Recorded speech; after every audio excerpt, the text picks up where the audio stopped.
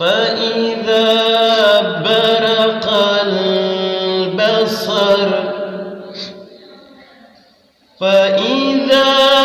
برق البصر وخسف القمر وجمع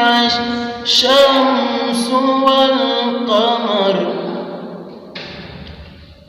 يقول الإنسان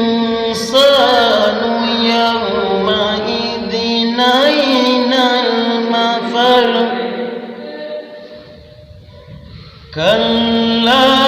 لا وزر إلى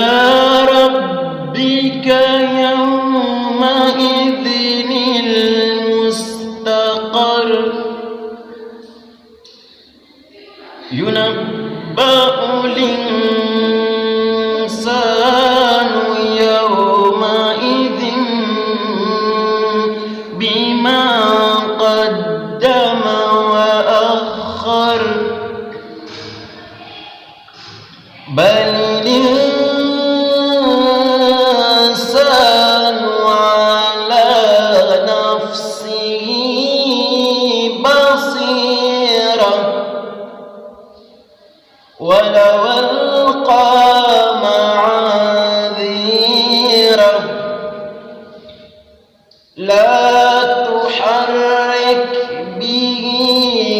لسانك لتعجل به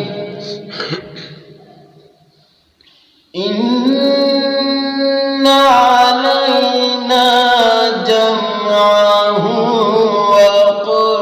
وقرآنه فإذا قرأناه فاتبع قرآنه ثم إن علينا بيانه كلا بل تحبون العاجلة وتذرون الآخرة وجوه